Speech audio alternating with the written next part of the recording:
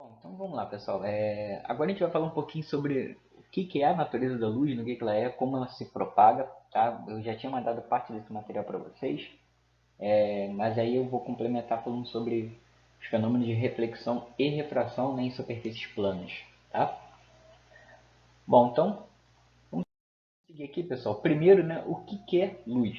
Na verdade, luz é uma pequena região de todo um espectro eletromagnético que a gente chama, tá? E toda a radiação, não importa se é no infravermelho, não importa se é no ultravioleta, não importa se são raios de gama, ondas de rádio ou até mesmo a luz, né, que alguns chamam de luz visível. Todas elas viajam no vácuo a quase 300 mil quilômetros por segundo, tá? 299.792, 458 metros por segundo, tá bom? Nessa região do visível, galera, é só entre os 380 a 720 nano. Também é muito mais comum assim, de aparecer arredondado para 400 e 700. Ok? Bom, e aí só para a gente relembrar, né, a característica de uma onda, né, a sua velocidade, é o seu comprimento de onda vezes a frequência. Então, no caso da luz, que a gente vai considerar aqui, né, a princípio, a gente vai focar nela, ela no vácuo tem essa velocidade de aproximadamente 3 vezes 10 oitava, tá? Metros por segundo. E no ar essa diferença é muito sutil, então a gente considera que ainda tem o mesmo valor, ok? Então a gente vai manter essa ideia aqui na cabeça de que C, que é a velocidade da luz no vácuo, tá? É igual a lambda, que é o comprimento de onda, vezes a frequência, ok? Então aqui a gente tem mostrando como que oscila um campo elétrico e magnético, tá? E isso é a luz, tá bom? É assim que ela se propaga, tá? Claro que conforme se a gente for gerar uma curva, digamos assim, né? Como se fosse um gráfico, mostrando esse comportamento conforme ele vai variando com o tempo, isso forma tipo uma espiralzinha, tá bom? Que vai se propagando na direção do vetor de Poynting que a gente viu algumas aulas atrás, ok? Importante a gente perceber uma coisa aqui, ó. Quanto maior for a frequência de uma onda, ok? Quanto maior for a sua frequência, menor será o seu comprimento de onda, ok? Por quê? Se ela tem uma alta frequência, significa que ela oscila muito, muito, muito. Ela se repete muitas vezes no tempo. Então significa que ela não percorre uma longa distância até se repetir.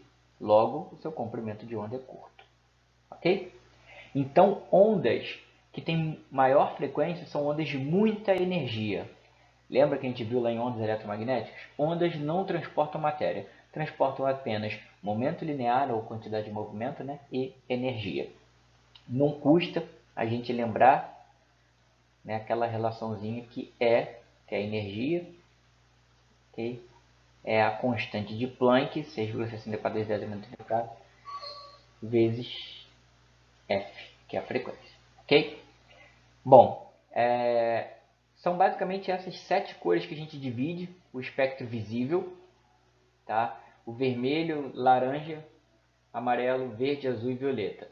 Nessa ordem de aumento de frequência e diminuição de comprimento de onda, ok? Então a luz branca ela vem quando passa por um prisma cuja função dele é difratar, né? Primeiro ele vai sofrer uma refração aqui por mudança de meio, depois ele vai separar os comprimentos de onda aqui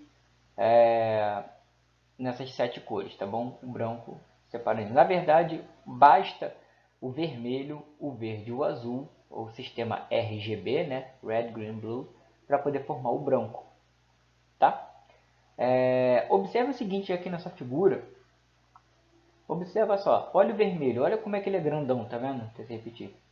O comprimento de onda do vermelho é muito maior, ou seja, ali perto dos 700 nano, do que o violeta, tá vendo? Que é bem pequenininho, por isso que ele repete muito, tem muita frequência, tá? Então, mostrei isso aqui, né? Claro, porque remete a Pink Floyd e Pink Floyd é a vida. Okay?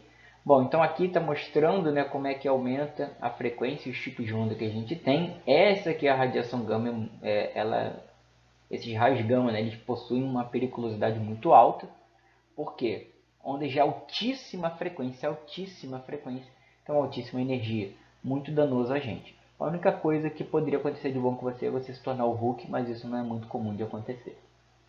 Beleza? Bom, então a gente vai ficar nessa pequeníssima região aqui, pessoal.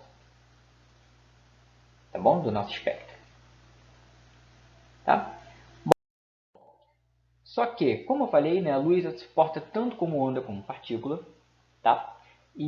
Mas a gente vai ver o comportamento ondulatório. O comportamento ondulatório vão ter regiões, tá, em que todos os pontos vão ter o mesmo modo de vibração, digamos assim, ou seja, vão estar com a mesma frequência, a mesma amplitude, tá? E aí esses pontos que apresentam essa vibração, né, em comum é chamado de frente de onda. Ok? É uma região ali onde todos os pontos estão com características iguais. Tá? E como que eu indico a propagação dessa luz? É através de um raiozinho. Tá bom? Que eu determino aqui, eu desenho, tem um raio. E aí todos esses pontos aqui, ó, significa que eles estão no mesmo nível, digamos assim, de altura, não exatamente no topo da amplitude, ok? Mas vão estar no mesmo ponto, com a mesma frequência, ok? E aí o que é importante? Entre cada frente de onda, que eu posso representar, por exemplo, como a crista de uma onda, tá?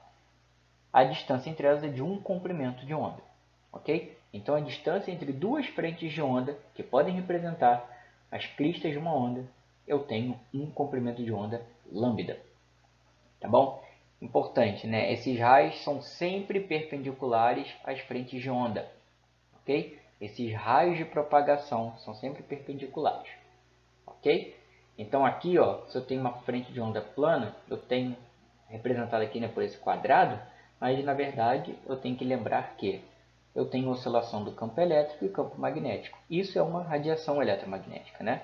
Tem momentos em que esse campo elétrico vai estar orientado para cima, tem outros que vai estar orientado para baixo. Assim como tem momentos que o campo magnético vai estar para a esquerda e depois vai estar para a direita e assim vai. Ok? Aqui eu não sei porque esse gifzinho não funcionou, mas o que acontece? Não, isso aqui são pontos, ok? Cujos círculos aqui, na propagação dele vai aumentando com o tempo. Até que, chegando nesse ponto aqui, eu consigo traçar uma tangente, que vai pegar nesses pontos aqui mais externos, tá?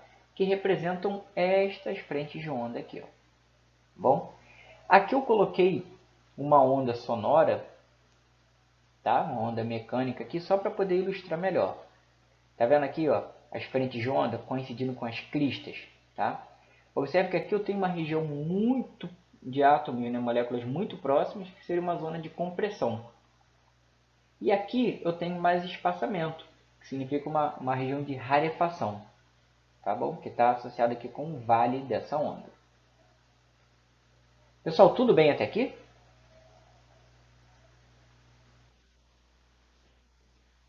Pois. Vamos lá. Bom, então eu tenho que obedecer alguns princípios, né? Dessa propagação da luz. São três, tá? O primeiro deles é o seguinte, é o princípio da propagação retilínea da luz. Ou seja, a luz vai se propagar em linha reta em meios homogêneos e transparentes. Ok? Então ela vai seguir aquele caminho ali. Não tem como a luz fazer curva.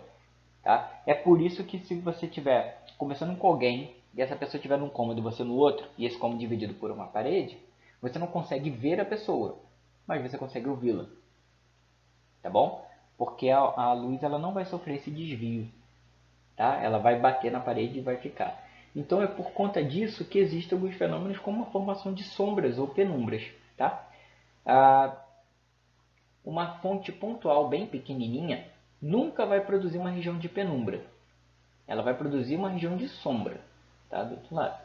Agora, quando a gente tem uma fonte extensa, luminosa, vai formar uma região de sombra, ok, atrás do objeto, e uma região de penumbra. Só para quem não consegue separar muito bem, né, o que é sombra e o que é penumbra, é só você fazer o seguinte. Não tem quando geralmente falta luz, então antigamente você fazia muito isso, ou quando você está num sítio e tal, que aí fica fazendo aquelas mímicas assim com a mão.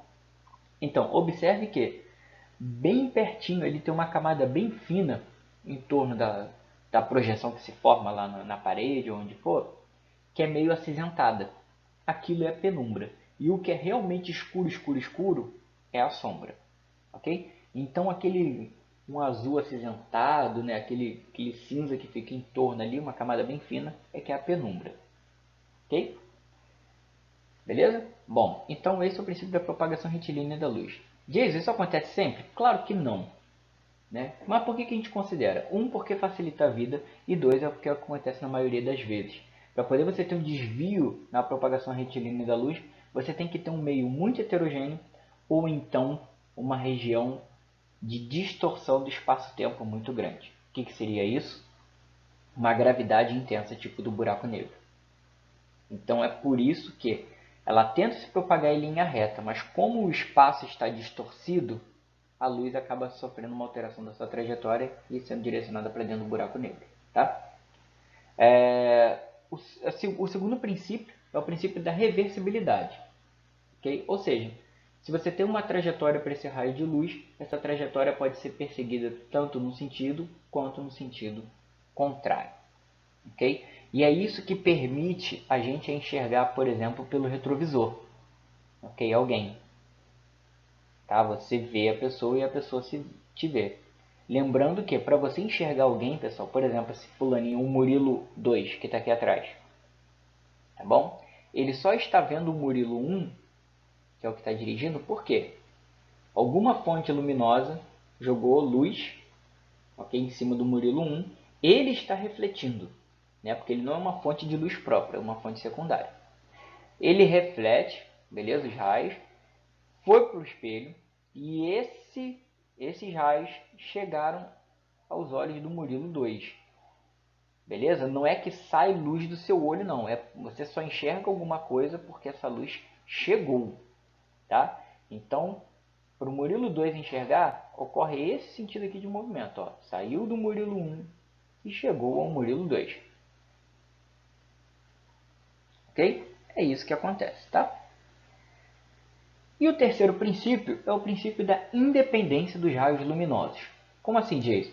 Se você tiver dois raios, né, ou dois feixes, que é um feixe é um conjunto de raios, quando eles se cruzam, a trajetória deles não é alterada. Okay? Eles continuam se propagando como se nada tivesse acontecido. Vai ter aquela região de interferência, que a gente vai falar sobre isso no futuro, okay? Mas nada acontece. Okay? Então, olha só, eu coloquei aqui o exemplo, por exemplo, desses jogos de luzes aqui, ó, durante shows, tá? E isso aqui provavelmente é um show do Pink Floyd. Mas o que acontece? Nessa região aqui, ó, tá havendo interação entre os raios. Mas não é porque o raio A cruzou B que o A vai deixar de seguir o seu caminho. Ok? Então, lição que a gente pode tirar daqui é comparações com a vida real. É igual você vai numa festa, vai lá, conhecer alguém, porra, ficou com a pessoa. Bom, ficou ali, acabou aquela noite, beleza, cada um segue o seu caminho depois. Beleza? Vida que segue. E uma coisa que acaba com a infância, né? Ou seja, se a gente pegar o Star Wars, eu estou falando de coisas reais, né? Se a gente pegar o Star Wars e ver lá a luta de sabre Jedi, não era para a luta durar muito tempo.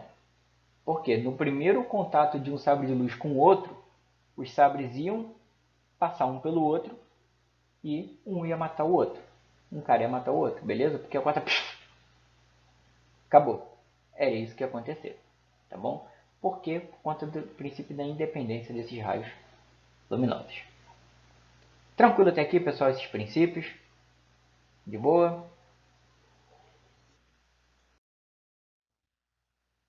Então agora a gente vai entrar já em alguns fenômenos, pessoal. O fenômeno da reflexão e o fenômeno da refração. Primeiro eu vou falar da reflexão. A gente tem dois tipos de reflexão. Okay? Mas o que é isso, a princípio? É quando você tem a incidência de raios em uma superfície, ok? E essa superfície, quando separa dois meios, a gente chama de interface, né? Interface de separação. Então, quando esses raios incidem sobre uma superfície, eles retornam para o meio no qual estavam, que é o que acontece aqui, ó. Ele não passa para esse meio aqui de baixo. A gente tem o fenômeno da reflexão. É o retorno dos raios incidentes para o meio inicial. Não é mesmo, é meio inicial. Ok? Então, isso pode acontecer de duas formas. Pode acontecer de maneira que os raios retornem com o mesmo ângulo de incidência. Como assim, Jason? O que é ângulo de incidência? Se liga aqui, ó.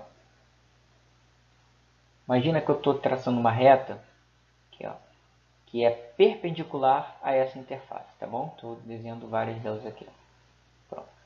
Essa daqui é chamada reta normal. Por quê? Porque ela forma um ângulo de 90 graus, tá, com a superfície. Então eu observo esse ângulo daqui, ó.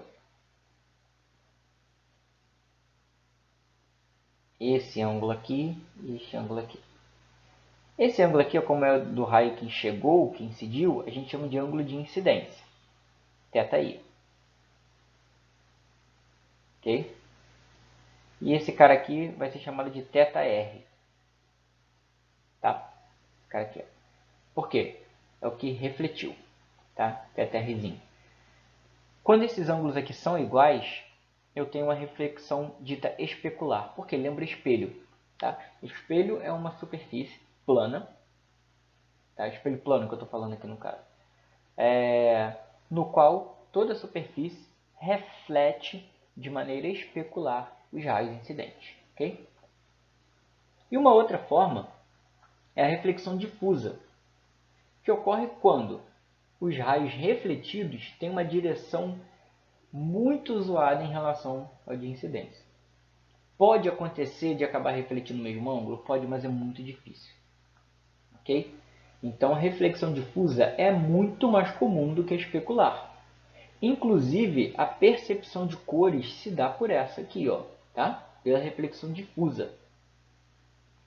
A percepção de cores se dá por esse camarada aqui. Bom, e só a título de curiosidade. O que a gente enxerga como cor? Bom, eu estou considerando que vem a luz do sol ou uma luz fluorescente, LED, enfim. Então está chegando luz branca, ok? A luz branca ela é composta daquelas 7 cores que eu mencionei, tá? O que a gente observa de cor é o que nos é devolvido, tá bom? Preste atenção, olha como é que a física, ó, isso até arrepia um momento. Por quê? Mais uma vez a física ensinando para a vida. O que a gente enxerga é o que devolvem para a gente e também depende da fonte daquela informação, da fonte daquela luz. Por quê? Se eu vejo uma camisa vermelha, significa que, por exemplo, veio luz branca e ela absorveu o laranja, amarelo, verde, azul, anil, violeta e só devolveu o vermelho. Então, devolvendo o vermelho e refletindo o vermelho, ela absorveu todas as outras cores. É por isso que eu vejo aquele objeto vermelho, tá? Se eu vejo aquele objeto, a camisa preta, é porque ela absorveu todas as cores. Então, a cor preta ela é a ausência de cores, tá? Enquanto a cor branca é a soma de todas as cores. Então, uma superfície que é branca é porque refletiu todas aquelas cores, tá? Jason, e quando tem aquele azul meio esverdeado e tal? É porque aquela superfície refletiu tanto parte do comprimento de onda do verde quanto do azul. Então, por isso que rola essa mistura, ok? Agora, por que eu estou falando que vem também depender da fonte que chegou? Seguinte, se você tem uma camisa que na luz branca ela é vermelha. Se você jogar um laser vermelho, beleza? Você vai conseguir perceber ainda ali o vermelho. Tá? Agora, se você pega desses lasers verde mesmo, ou seja, quando é uma fonte de uma única cor, de um único comprimento de onda, a gente diz que é uma fonte monocromática. Tá? E quando tem mais de uma cor, é uma fonte dita policromática. Se eu chego e jogo uma luz verde monocromática numa superfície vermelha, o que ela vai fazer? De novo, só é vermelha porque ela absorve tudo e devolve vermelho. Se eu jogo verde, o que ela vai fazer com verde?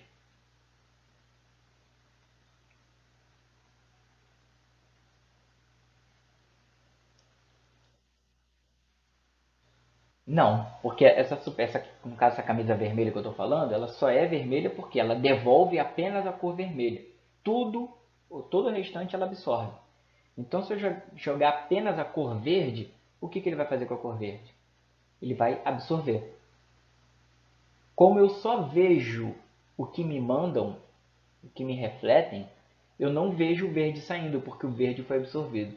Então, resumindo, se eu pego e jogo uma cor verde, monocromática, perfeitamente, unicamente verde, numa camisa vermelha, eu vou ver um ponto preto nessa camisa vermelha. Por quê? O verde foi absorvido. Mesma coisa se eu jogasse um vermelho, se eu jogasse um azul, se eu jogasse um amarelo, tá perfeitamente monocromático. Ok? Então, aquilo que eu enxergo, a cor que eu enxergo, depende, da fonte emissora da luz, ok? E 2, da superfície que está refletindo. Bom, pegaram essa ideia, pessoal? Sacaram isso? Beleza. Bom, e eu tenho algumas leis, na verdade, observações que foram realizadas. Tá? A primeira delas é o seguinte: os raios incidentes e refletidos são coplanares. O que significa isso? Não tem alteração de plano. Ok? Então, se veio, por exemplo, ao longo de uma parede, não vai mudar para outra parede, assim, né, no sentido do plano, tá? Não é na direção de incidência, não. É o plano mesmo, tá? Então, elas pertencem ao mesmo plano. E outra observação, se eu tenho uma superfície perfeitamente lisa, os ângulos de incidência, tá, e de reflexão, ou seja, os ângulos incidentes e refletidos, são iguais. Só que eu sempre vou observar em relação a esta normal aqui a superfície, tá? Não é o ângulo entre o raio e a superfície. É o ângulo entre o raio incidente e a reta normal. Ok? Então são esses carinhas aqui que eu vou dar uma olhada. Tá? E, claro, também vou lembrar isso aqui. Ó. Raios incidentes e refletidos são coplanares. Importantíssimo também. Ok? Bom, então por que eles são importantes? Porque ocorre a formação de imagens. Tá? Através de quê? Cruzamento de raios, do encontro de raios luminosos. Ok? Bom, e aí eu estou falando de superfícies planas, né? Eu tenho dois tipos de imagem possíveis. Quando essa imagem é formada pelos próprios raios que foram refletidos, eu tenho uma imagem dita real. Quando essa imagem é formada pelos prolongamentos, né, geométricos mesmo ali dos raios refletidos, eu digo que é uma imagem virtual. Então, por que eu estou deixando bem claro que é pelos prolongamentos dos raios?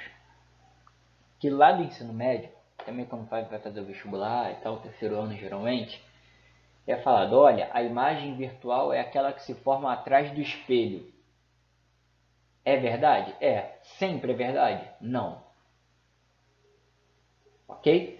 Então, por que eu estou falando isso? Porque geralmente, quando você tem um objeto em frente a um espelho plano, esse objeto é considerado real. Porque ele é o objeto. Não é uma reflexão sucessiva de imagens. Tá? Então, se o objeto é real, num espelho plano, como que vai se formar a imagem dele? Olha aqui, ó. Imagina esse objeto, ó. Então tem os raios luminosos saindo dele. Tá bom? Eles refletem no espelho, reflexão especular, por isso o nome especular, né? Lembrando espelho, e voltam. Então, ó. Tá vendo? Com o mesmo ângulo. Só que, para formar a imagem, esses raios têm que se encontrar. Só que, mano, esses caras nunca vão se encontrar aqui, os refletidos, para cá, porque eles estão divergindo. Então, onde que eles vão convergir, né? Vão se juntar para formar a imagem? Na região oposta, né? Então, pelos prolongamentos desses raios. Então, por isso que a gente tem a sensação que a imagem se forma atrás do espelho. Então, por isso que quando eu tenho um objeto real, a imagem é virtual, porque tem uma natureza oposta, ok? Agora, se eu tenho um objeto que é virtual, eu acabo tendo uma imagem real. É só por questão de oposição de natureza que a gente fala. Diz, e o que seria um objeto virtual e não real? Imagina que você está aí no seu quarto, ou você vai para a casa de espelhos e tal, que aí tem um monte de espelho e está você apenas ali. Então vão surgir várias imagens. Só que cada imagem também vai servir como objeto, entre aspas, para os espelhos de novo. Então vai ter aquela multiplicidade gigante de imagens, ok? Então ali, um espelho, hora ou outra, vai acabar pegando uma das imagens como objeto. E aí se torna um objeto virtual, ok? Então, pessoal, esse daqui é a parada, é a definição mais correta. A imagem é real quando ela é formada pelos próprios raios refletidos, pela interseção, pelo encontro desses raios. Quando eu tenho uma imagem virtual é porque ela é formada pelos prolongamentos dos raios refletidos. Ok? Então essa figura que eu coloquei aqui, pessoal, só para poder relembrar isso. Ó. Eu só vejo um objeto porque saem raios luminosos dele e chegam aos meus olhos. Ok? Bom, então aqui eu tenho mostrando, tá, uma superfície aqui especular e aqui para poder a gente identificar o objeto e a imagem. Okay? Importantíssimo, no espelho plano,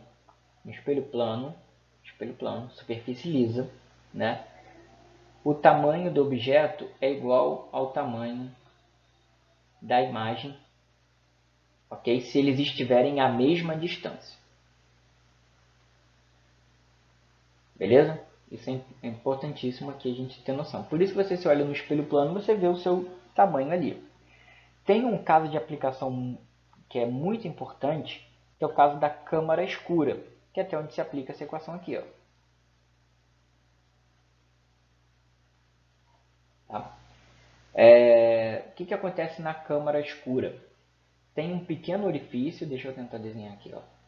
Tem um pequeno orifício nela, que é o princípio das máquinas fotográficas, tá? De projetores, enfim. Aqui é a câmara escura. Okay? Eu tenho um objeto verde aqui.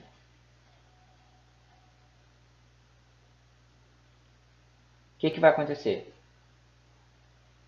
Se esse furo aqui for muito pequeno, vai rolar isso aqui. Ó.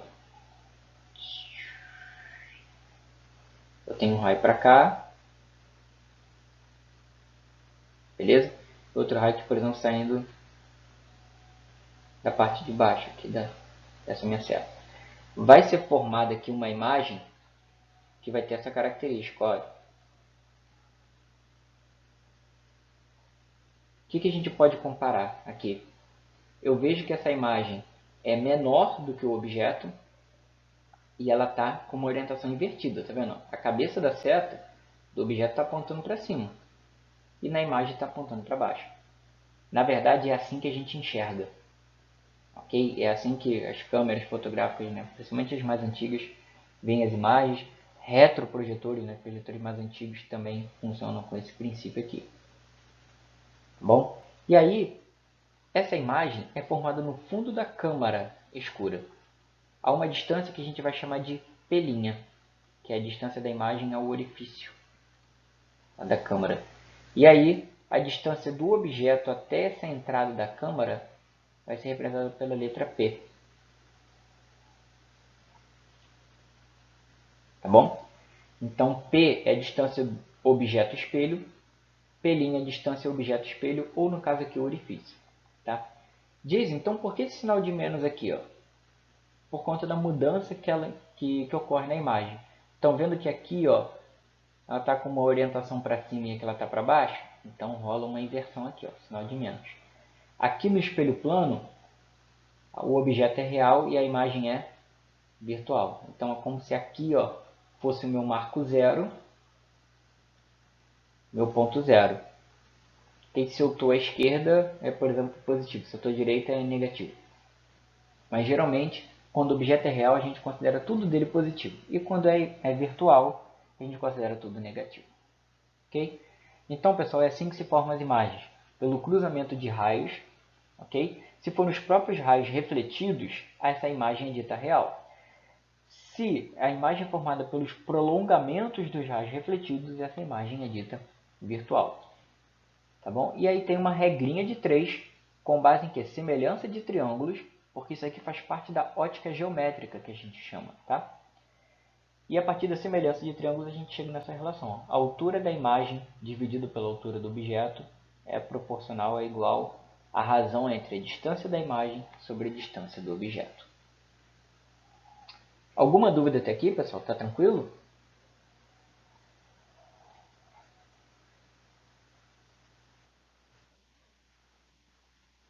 Boa. Beleza. Então agora a gente vai entrar numa das paradas que eu acho mais iradas da ótica, tá? Que é a parte da refração. Okay? O que é o fenômeno da refração? Refração é quando, no caso a gente está falando da luz, né? Eu vou falar luz, mas entendo como qualquer onda.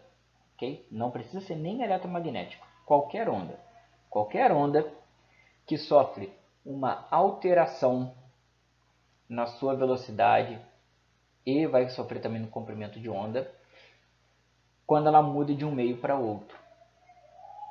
Só tem um caso em que a onda não vai sofrer refração. Que ela não vai sofrer alteração na trajetória dela. Perceberam que aqui ela está sempre quebrando aqui, ó, a trajetória, ó. Crack, quebrou, crack, quebrou. Aqui, ó, crack, quebrou, quebrou, quebrou. Quando que não vai ocorrer isso? Quando a incidência do raio por perpendicular à superfície. Nesse sentido aqui, ó. Tá vendo? Aqui tem a superfície S, ou a interface de separação, ok? E vem um raio. Imagina que ele incidiu com um ângulo de 90 graus, beleza? Então aqui, ó, o ângulo de incidência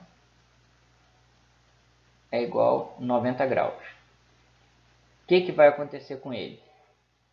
Parte vai refletir de volta e outra parte vai passar para o outro lado.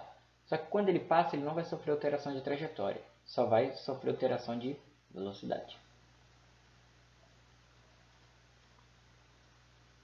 Então vou botar Rzão aqui, ó, de refratado, tá? Rzinho vai ser de refletido.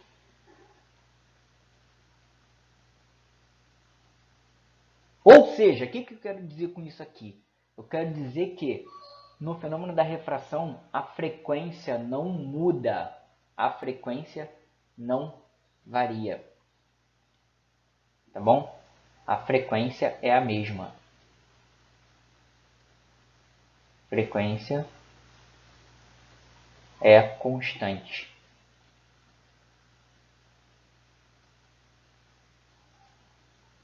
Por quê? Ela depende apenas da fonte emissora, f de frequência, f de fonte, ok? Então a frequência só vai mudar se você mudar a fonte, tá bom? Bom, Jason, e o que determina essa refração? Cara, vários fatores. Distância interplanar, densidade do meio, tá bom? Tudo isso interfere, tá? Nessa característica do desvio dessa onda. E o quanto que essa onda vai sofrer de alteração de velocidade e de comprimento de onda é um parâmetrozinho chamado índice de refração.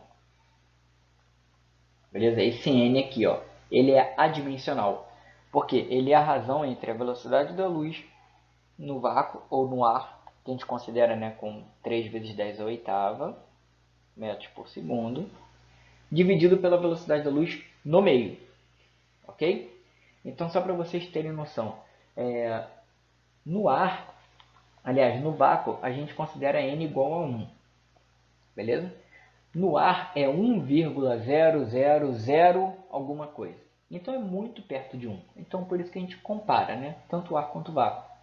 Agora na água, o índice de refração da água é de 4 terços. Então é mais ou menos 1,33, 1,3 ali. Tá? O vidro é muito mais alto, esse índice de refração. É 1,52. Então depende muito do meio. Depende muito, muito, muito ali daquele meio. Tá bom? E aí, o que acontece? eu altero tanto a velocidade quanto o comprimento de onda. Então eu posso determinar qual vai ser o comprimento de onda no meio 2, digamos assim, né? Sabendo o comprimento de onda original e o índice de refração daquele meio. Importantíssimo aqui, ó.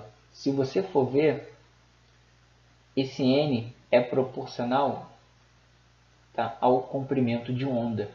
Ou seja, cada comprimento de onda vai ter o seu índice de refração. Então não é uma característica apenas do meio, tá? Não é uma característica apenas do meio. Então cada comprimento de onda tem o seu índice de refração. Ele vai desviar mais ou desviar menos, tá? Então olha o que eu tenho aqui, ó. No caso das 7 cores que eu tenho aqui, ó, vermelho, laranja, anil alaranjado, amarelo, verde, azul, anil e violeta.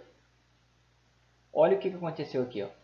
A luz branca veio, opa, mudou do ar, por exemplo, para o vidro, que é o prisma. Já teve um desvio. Beleza? Depois, quando ele voltar para o ar, ele vai desviar de novo. Então, teve outro desvio aqui, ó. Agora, olha qual era a direção original. Era para seguir isso aqui, ó. Mas como ocorre o fenômeno da refração, tem essas alterações. E a incidência não foi normal, né? Quem que acabou sofrendo o maior desvio na trajetória aqui, ó? Foi o vermelho ou foi o violeta? Olha só.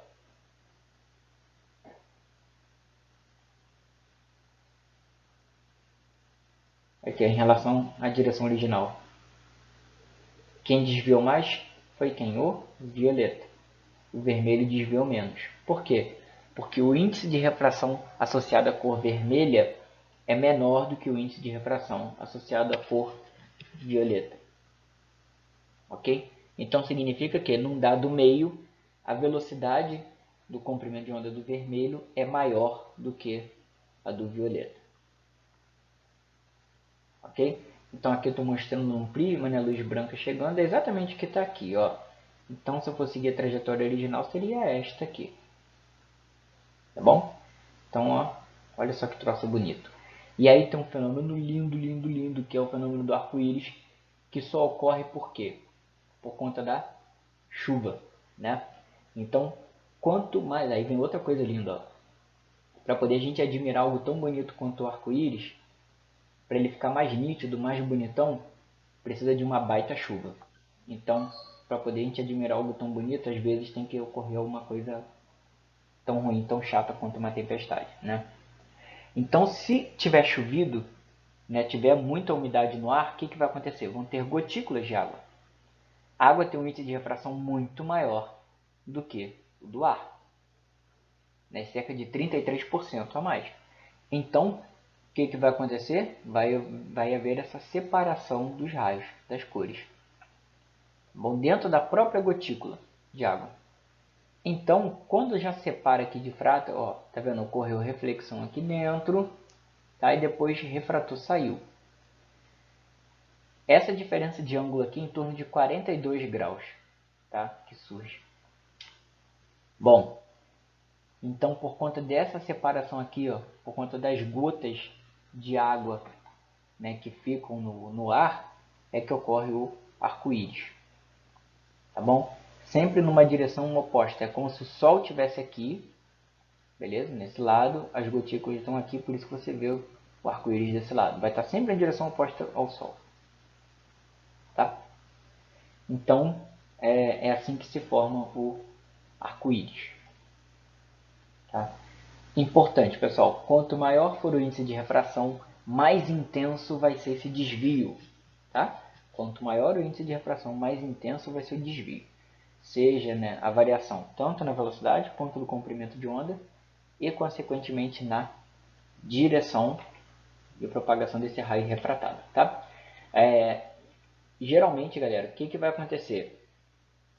Vai rolar sempre reflexão e refração. Tá? São 3 fenômenos que, na verdade, pode acontecer quando chega numa superfície. Um raio chegou, né, uma onda chegou, pá, numa superfície. 3 coisas podem acontecer.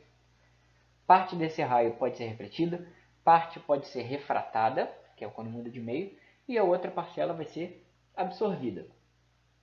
Tá bom? Por enquanto, a gente não está considerando a absorção.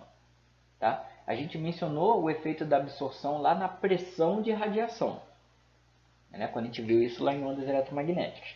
Agora aqui a gente está considerando mais os efeitos de reflexão e refração. Tá bom? E aí, o que a gente tem? Seguindo isso aqui. Eu tenho que, bom, será que tem como eu prever como que vai ser esse desvio, o quão intenso que ele vai ser ao mudar de um meio para outro? Tem sim. Que é através de uma lei chamada Lei de Snell-Descartes. Tá bom? E o que ele determina? Bom, de acordo com o índice de refração, tá? Quanto maior for o índice de refração, maior vai ser esse desvio. Como assim?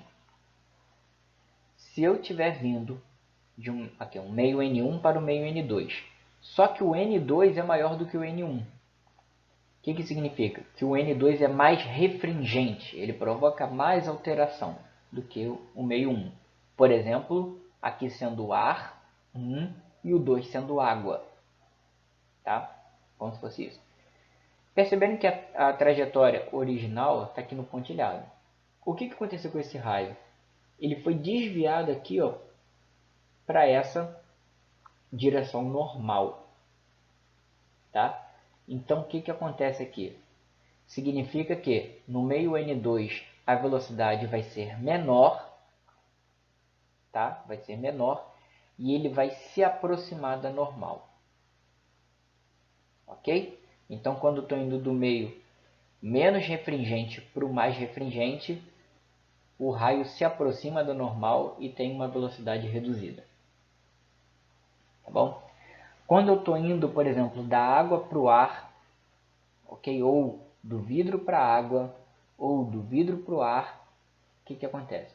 O índice de refração N1 do meio original é maior do que o do meio o qual ele vai ser refratado, né? Para onde ele está indo. Então, como esse meio N2 aqui agora vai ser menor, é como se o raio tivesse mais aliviado. Ele não vai ser tão desviado. Então ele consegue se mover mais rápido, mete o pé e se afasta da normal. Ok? Então eu tenho essas condições aqui, tá? E aí com isso o que eu tiro daqui? Que nesse caso, quando N2 é menor do que N1, eu tenho que a velocidade no meio 2 é maior do que a velocidade no meio 1. Tá bom?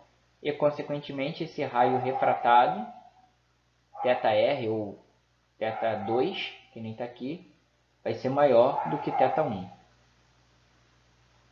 Mas aqui vai ser o inverso, né? Aqui eu tenho que a velocidade vai ser menor, ok? E tenho também que o ângulo vai ser menor, ele vai se aproximar dessa minha reta normal. Bem, então tem essas relações aqui, ó. Essa é a lei de Snell, tá? Essa daqui é a lei de Snell. Essas aqui são derivações da lei de Snell, são conclusões que eu vou chegando aqui, ó. Tá? Por exemplo, eu só deixei os senos aqui desse lado, seno do ângulo de incidência, tá? Aqui, por exemplo, seria o meu θi, que nem está ali na equação, ó. θi é o ângulo de incidência. θr refratado. Bom, nessa condição aqui, ó. Então, o que acontece? Eu isolei ali os ângulos de um lado e os índices de refração do outro. Bom, eu sei que N é igual a C sobre V. Né? Então, consigo relacionar, por exemplo, as velocidades. E aí, como a frequência não muda, eu tenho como relacionar a velocidade com comprimento de onda. Então, eu acabo chegando nessa relaçãozinha aqui, ó. Tá? Isso aqui é quando eu quero comparar os índices de refração com o comprimento de onda que o cara vai ter, a velocidade dele e os ângulos que ele vai ter de incidência e de refração. Bom? Então essa lei de Snell ela é muito importante, muito mesmo. E aí tem um fenômeno muito interessante quando a gente tem o que a gente chama de dióptros planos. O que é isso? São dois meios homogêneos que estão separados por uma interface, por uma linha. Tá bom? O que rola? A gente vai ter uma percepção errônea de onde vai estar o objeto, como se fosse uma miragem. Tá? E aí o que tem? Bom, esse é o perigo de se deixar criança perto de piscina, por exemplo. Por quê? Quando a gente olha de fora, meio do observador N1 aqui, ó, para dentro no caso da água, que seria o meio onde está o objeto, a gente tem a falsa sensação de proximidade com a superfície. Então a criança está ali na beira da piscina, ela vai ter a impressão de que não é tão fundo assim. Né? Então vai ter essa diferença. Tá? Por exemplo, do ar para a água, em torno de 33%. Muita coisa. Então, o que vai acontecer aqui? Ao invés de achar que, sei lá, tem 70 centímetros de profundidade, que é a ideia aparente, ok? Altura aparente, o real é de torno de 1 metro, 1 metro e pouco. Tá? Então ela pode acabar se afogando. No caso, né, quem caça, né, vai ou pesca, né, com arpão, enfim, ou com qualquer outro objeto assim. Quando você olha o objeto, você na verdade está vendo uma imagem dele, né, numa localização aparente, não é a real, porque o real é mais abaixo. Tá bom? E a alteração recíproca tem quando você olha de dentro da água para fora. Tá bom? Vai parecer que o objeto está mais afastado do que ele realmente está da superfície. Ok? Então, quando eu tenho esse dióptro plano aqui, ó, dois meios separados por uma interface, eu tenho essa relaçãozinha, ó, da altura, né, ou profundidade aparente, que é onde eu enxergo o objeto, em relação a onde ele realmente está, minha profundidade real, é igual o índice de refração do meio onde está o observador, dividido pelo índice de refração do meio onde está o objeto. Ok? Então, o objeto real está na altura H e a imagem dele, né, o que eu acho que é o objeto, está na altura H. Tudo bem até aqui, pessoal? Tranquilo?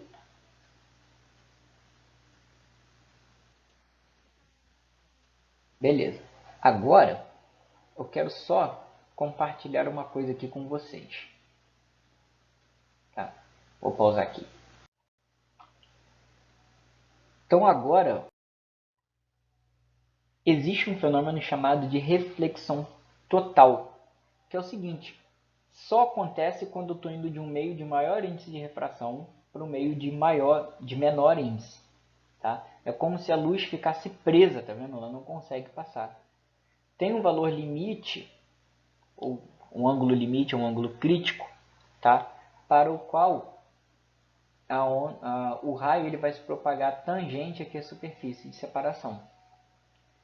E aí qualquer ângulo acima disso, ângulo de incidência acima disso, vai ocorrer reflexão total e é como se a luz ficasse presa. Tanto aqui a gente pode ver na água também, ó, pontos de reflexão dela. Aqui na água, tá bom? Então, no fenômeno da reflexão total, eu tenho que o seno do ângulo limite é a razão entre o índice de refração do meio menos refringente sobre o índice de refração do meio mais refringente. Só que eu tenho que o seno do ângulo limite é isso. Então, para eu ver o ângulo limite exatamente, o meu ângulo crítico, é o arco seno desse cara aqui, né? Que a função inversa do seno é o arco seno. Tá? Então, deixa eu só escrever isso aqui.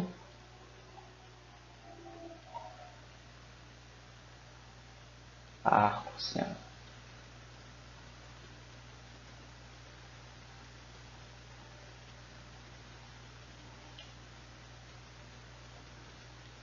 Ok? Bom, Q2.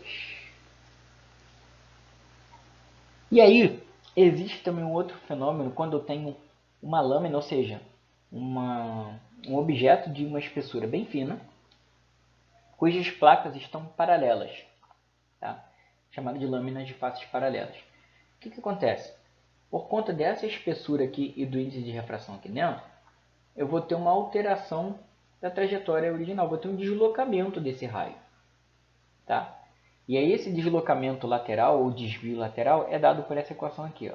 Depende da espessura dessa lâmina, tá? Vezes o seno do ângulo de incidência menos o ângulo refratado, né? O ângulo aqui de dentro da lâmina, dividido pelo cosseno desse ângulo de refração aqui dentro. Bom, então isso aqui é a lâmina de face paralela e isso aqui é o fenômeno da reflexão total. Então, reflexão total só existe de um meio de maior índice para um meio de menor índice.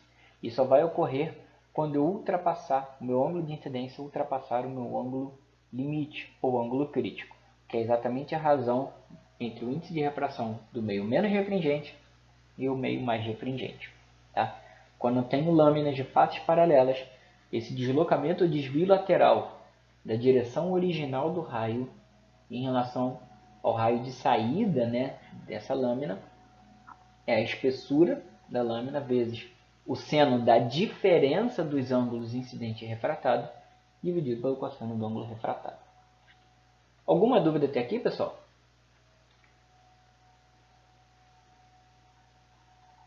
Ou está tranquilo?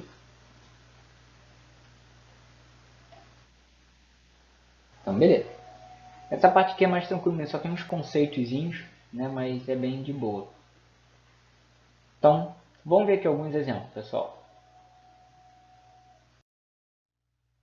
Então, esqueci de botar a animação da resposta de burrão. Então, olha só. Vamos ver o que essa questão está pedindo aqui. Ó. Considere um raio luminoso que passa da água, que é o índice de refração 1,33, para o vidro, com N é 1,52.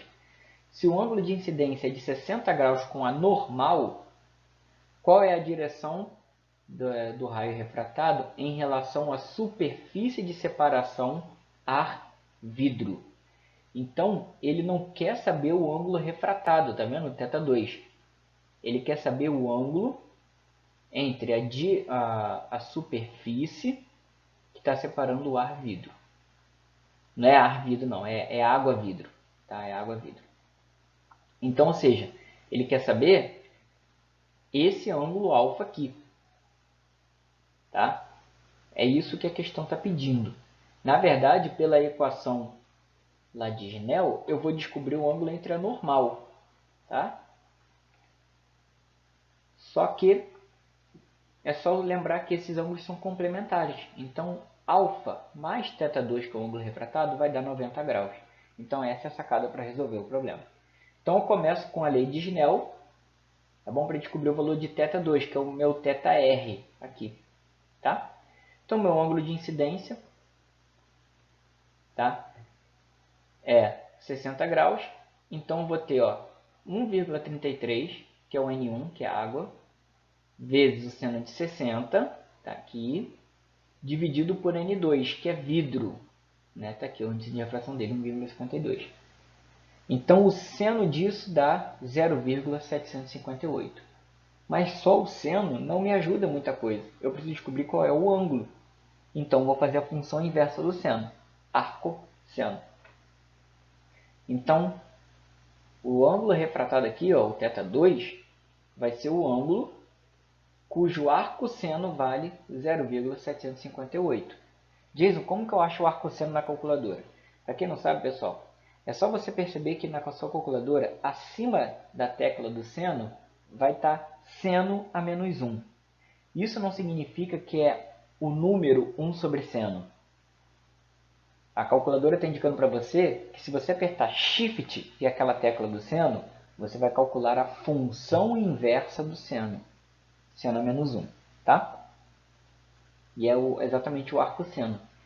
E aí, fazendo esse cálculo, a gente chega a um valor aproximado de 49,3 graus. Okay? Então, seria só você apertar Shift seno 0,758.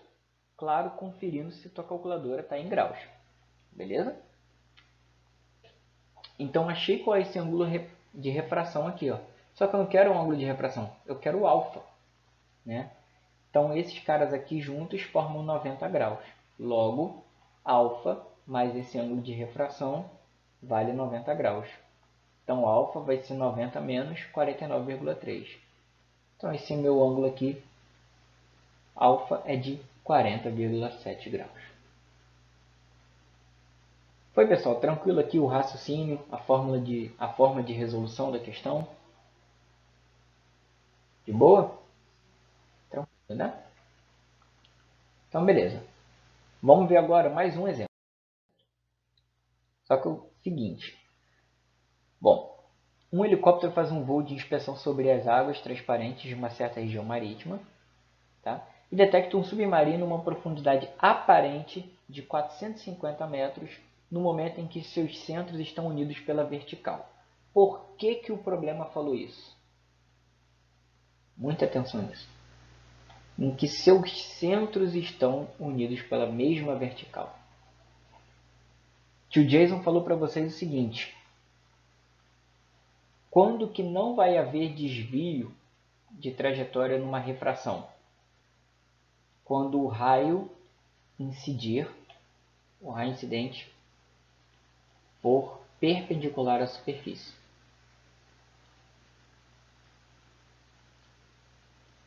Né? Então, não vai haver esse desvio quando esse ângulo for de 90 graus. Foi isso.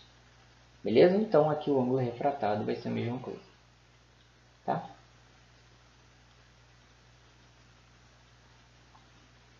Então, aqui em cima está o helicóptero, que eu não faço ideia de como desenhar um helicóptero, mas eu vou desenhar. É isso aqui, o helicóptero. Aqui está a hélice. Aqui também tem hélice. Né? Pronto, isso é um helicóptero, beleza? E aqui é um submarino. Como é que é um submarino? Não sei. Submarino é um helicóptero sem as hélices aqui, tá bom? Pronto, isso é o submarino, que parece um peixe também, tá? Então, percebo que os centros estão alinhados aqui, tá bom? Aí ele fala, o índice de refração absoluto da água do mar é 1,5 e do ar é 1. Determine a diferença entre as profundidades real e aparente, né, do submarino. Então, na real, o helicóptero está enxergando o submarino aqui, ó, né, mais próximo da superfície. Okay? O cara que vai estar numa altura Hzinho, uma profundidade, né, aparente Hzinho. Sendo que, na verdade, o submarino vai estar numa profundidade real Hzão. O que, que a questão está querendo saber? Essa diferença entre Hzinho e Hzão. É isso que a questão está querendo saber. Bom, então é só pegar pelaquela relaçãozinha que eu passei para vocês do dióptero plano, tá? Onde eu tenho que a profundidade aparente em relação à profundidade real é igual ao índice de refração do meio 1, tá? Que é o meio do observador, e quem está observando é o helicóptero, beleza? E quem está sendo observado é o submarino no meio N2. Só que a Hzão, por esse desenho, que esse esquema que eu fiz com vocês, interpretando o enunciado, eu tenho que Hzão é simplesmente Hzinho mais X, que é essa diferença que o problema está querendo. Ok? Então, substituir isso aqui, ó, tá? Agora eu vou entrar com os valores, ó. 450 metros, beleza? Que é onde o helicóptero acha que o submarino está. Dividido por 450 mais essa diferença que o problema está querendo saber. Beleza? Que eu vou destacar aqui, ó.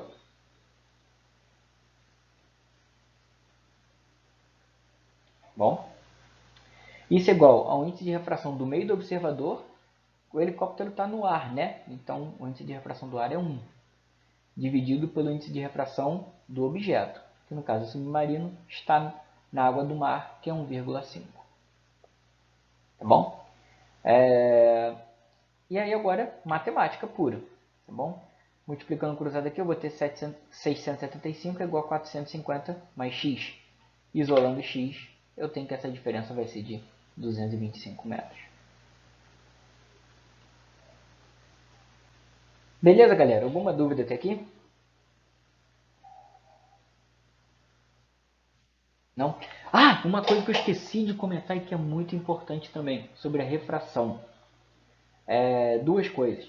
Aquela sensação que a gente tem quando olha para o horizonte num dia muito quente, a gente olha para o asfalto e vê o ar tremeluzindo, ou por cima de um capô de um carro que acabou de ser desligado ou que ainda está ligado, é porque a temperatura ali está alta, então está aquecendo aquela camada de ar.